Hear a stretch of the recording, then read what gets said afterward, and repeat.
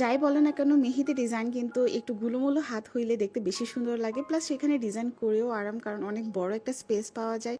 আবার কিছু কিছু ডিজাইন থাকে যেগুলো একটু গুলুমুলু হাত হইলেই মানে জায়গা একটু বড় থাকলে সেখানে ডিজাইনটা করে আর কি সুন্দরভাবে ফুটিয়ে তোলা যায়।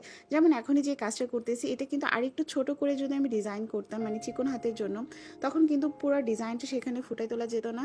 যার কারণে এই টাইপের কিছু প্যাটার্নের কাজ থাকে যেটা আমাদেরকে অবশ্যই একটু মোটা তাজা হাতে করতে হয়, নতুবা এটা একদম ওই যে কনুইয়ের যে স্টার্টিং পার্টটা থাকে সেখানে আর্ট করতে হয়।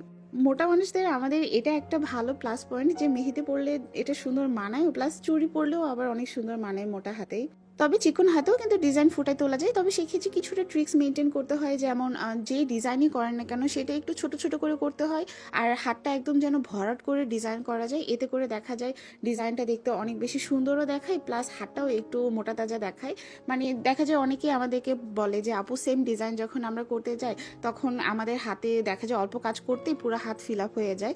সেই ক্ষেত্রে আপনারা একটু ছোট ছোট করে মানে যেই প্যাটার্নটাই করেন না কেন বা যেই ফ্লাওয়ারটাই আঁকান না কেন সেটা খুব অল্প পরিসর জুড়ে করবেন, তাহলেই দেখবেন আলটিমেটলি আপনি সব ডিজাইনই সেখানে আর্ট করতে পারছেন। তবে সেক্ষেত্রে যদি তুলনামূলক একটু বেশি ছোট হয়ে থাকে তাহলে কিছু স্পেসিফিক ডিজাইন থাকে, যেমন আপনারা চাইলে মান্ডালা টাইপের ডিজাইনও করতে পারেন, কিন্তু সেই ক্ষেত্রে মান্ডালার সাইজটা একটু ছোট রাখবেন।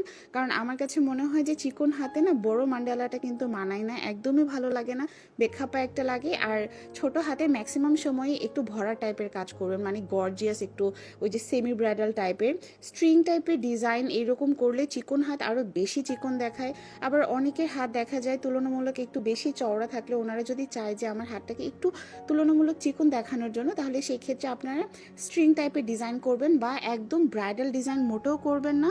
ব্রাইডাল টাইপের ডিজাইন করলেও সেই ক্ষেত্রে অ্যারাবিক প্যাটার্নের কাজগুলো করতে পারেন। মোটা তাজা হাতে অ্যারাবিক প্যাটার্নের কাজটা সব থেকে বেশি সুন্দর মানায়। যাই হোক, আজকের কাজটা দেখে বুঝতেই পারতেছেন এই হাতের অবস্থাটা এরকম, কারণ এটা একটা মেহেদি আর্টিস্ট আপুর হাতে আমি পরাই দিয়েছিলাম। সেই দিন আমি তেমন কাউকেই পাচ্ছিলাম না মেহেদি পরানোর জন্য, বাট তখন আপুটার সাথে আমার দেখা হয়, মানে আপুটা আমার বাসায় বেড়াতে আসে, তো আমি তখন ভাবলাম যে আচ্ছা একটু আপুর হাতেই তাহলে মেহেদি পরাই দিই। যদিও বেচারি একটু আগেই ইভেন্ট থেকে আসলো, আমি জাস্ট বললাম যে হাতটা ভালো করে ধুয়ে ফেলে, যতটুকু রং উঠে উঠলো, না উঠলে নাই।